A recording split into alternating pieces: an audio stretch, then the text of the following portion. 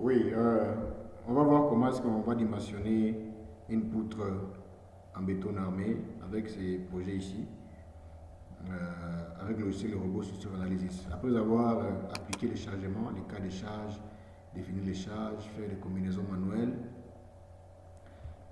alors nous allons dimensionner une des poutres ici. Je sélectionne la poutre, soit je viens ici dans dimensionnement, ferrage, élément béton armé, ou soit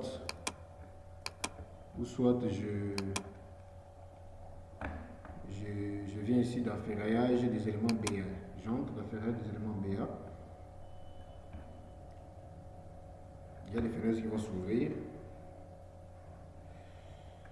Je me rassure que les deux combinaisons sont sélectionnées, LU et LS. OK. Voilà, la poutre est là de 4,70 m, 4,70 m. Alors, il y a deux moyens de dimensionner cette poutre. Poutre 226, c'est ça. Alors, premièrement, on peut... Je ramène ça ici. Premièrement, je peux tout faire à partir de cette icône ici. Armature type.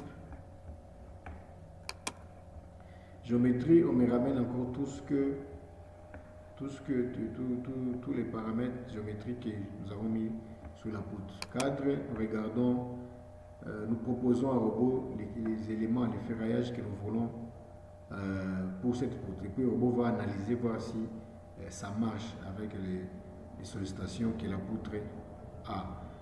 Alors, cadre, je mets par exemple barre de 8, haute adhérence, je mets 400, les crochets. Je peux changer le type de cadre, soit je fais double cadre simple, je laisse simple. Cadre de répartition, c'est la répartition des barres cadres dans la poutre. J'ai dit par exemple que la distance soit de combien entre deux barres cadres à l'intérieur. Moi j'ai dit 15 cm. Et DL, c'est la distance entre l'appui et les tout premiers cadres. C'est 0, je laisse comme ça, il n'y a pas de distance. Il y a aussi moyen de définir le type de répartition. Soit que ça soit uniforme partout, soit que ça soit plus concentré du côté des appuis. Bon, je mets plus concentré du côté des appuis. S2, ça veut dire que la distance ici, ça peut être 15. Vers les appuis, ça peut être 12, afin d'éliminer les moments aux appuis. Alors, cadre principal, les barres principales, barre inférieure, il y a barre inférieure, il y a barre supérieure. Barre inférieure, je vais mettre les barres de 14, HA400, nombre de barres, je mets 4 barres. Barre supérieure, je mets barre de 12. Bon, je mets 12 parce que la partie tendue, c'est la partie inférieure. La poutre travaille. La flèche de la poutre en fait se dirige vers le bas. Ici je mets jusqu'à 400, 3 barres. Bon, pour raison d'assemblage, je mets aussi 4 barres. Barre additionnelle, je peux ajouter les barres additionnelles, accrochage ici et puis j'ajoute. Moi je n'ai pas besoin de mettre les barres additionnelles aux appuis. Et puis je fais OK. Je laisse le robot calculer, me dire si ce que j'ai mis là c'est bon. Ça c'est la toute première manière de faire le calcul de la poutre. Je vais attendre jusqu'à ce qu'on m'amène un message soit que c'est correct ou soit que ce n'est pas correct. C'est des choses à attendre. Si ce n'est pas correct, encore on retouche selon les messages que nous avons ici, les messages d'arrobase, les messages de flèche, tout ça. Ici on me dit quoi? La résistance à la flexion. Déjà, la résistance à la flexion, ça veut dire que voilà, c'est très inférieur, ça doit être normalement supérieur. La sécurité doit être au moins assurée à 100%. C'est 0,35, 34 ici. Voilà, nous allons avec. Il y a un message qui demande, qui nous dit la résistance de la flexion, c'est que nous devons augmenter la hauteur de la poutre afin de diminuer la flèche. Je mets la hauteur à 40. Je mets la hauteur à 40. Puis j'applique, voilà, ça change ici, c'est 40. Je reviens ici, Je reviens ici, je vérifie ce que j'ai mis, je vois que c'est resté toujours pareil. Et puis je vais calculer encore. Vous allez voir que le facteur de sécurité va augmenter. Le facteur de sécurité va augmenter. Donc, c'est un logiciel au moins qui concerne seulement les ingénieurs. Il faut être ingénieur pour comprendre. Parce que les messages d'erreur vous disent déjà ce qu'il faut faire. Si on vous demande moment, il faut dire je dois toucher encore où. Si on demande moment de la flèche, il faut toucher. Voilà, c'est monté de 0,3 à 0,66. Donc il fallait ajouter. Bon, ça d'abord c'est une des manières de calculer. Il y a autre manière, c'est d'utiliser les trois icônes ici. Si vous utilisez ça, il faut travailler jusqu'à ce qu'il n'y ait plus d'erreur. Alors il y a l'autre manière ici que le robot lui-même va choisir ce qui est bon pour la poutre. On vient d'abord ici, paramètres de l'étage. Il y a fissuration, je mets plus préjudiciable, milieu non agressif, tenir effet, je mets 0. Ok. Je viens, deuxième icône. Je passe à deuxième icône. Option de calcul. Option de calcul.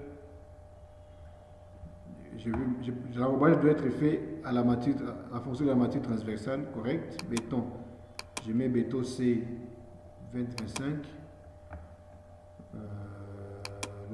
Alors, je vais dire au robot de travail, assez logiciel. Je vais dire au robot de choisir lui-même les aciers que je vais cocher ici. Déjà, pendant mon expérience, j'ai dit que la barre des 5, je n'ai pas besoin, barre des 6, je n'ai pas besoin. Dans les aciers originaux, 8, 10, même 12, j'en ai pas besoin. Haute adhérence 400, excusez. Je travaille avec 400. Le robot va choisir parmi ces éléments sélectionnés ce qui est mieux. Transversal aussi, je me dis seulement que barre de 8 me convient bien. Barre de 8 me convient bien. Additionnel, barre de 12 me convient bien. Et puis je mets OK. Alors, je viens ici dans disposition de ferraillage. Ferraillage doit être fait par travers, les éléments, il y a beaucoup de choses qu'il faut regarder. Ferraillage inférieur, je mets 4 barres maximum, supérieur 3 barres maximum, transversal, j'ai choisi ce type de ferraille d'assemblage. Ici, je vais vérifier seulement le crochet qui est de 135. Voilà.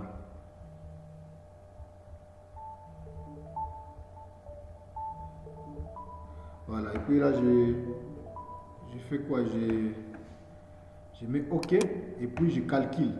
Ici, je laisse le robot calculer. Voilà, le robot a trouvé directement. Nous avons des éléments qu'on a besoin. Où est-ce que je vais voir ça? Dans poutre, note de calcul, ici. Tout ce que j'ai mis, les niveaux me montrent ça. Tenir au fait, fissuration. HA400, tout ça. Additionnel, j'ai mis 500. Malheureusement, je n'ai pas décoché. J'ai mis 500. Bon. Voilà, les hypothèses de calcul, ça concerne les ingénieurs en génie civil. Ça, ça concerne nous, ingénieurs. Mais l'autre partie qui concerne beaucoup plus les projets, c'est ça. Ici, on regarde, nous avons les aciers inférieurs. 2 HA14 en haut, 2 HA14. Il y a les chapeaux aussi, donc ils ont choisi les barres de 14. Il y a aussi armature transversale. Bon, on va ajouter l'armature transversale, barre de 8.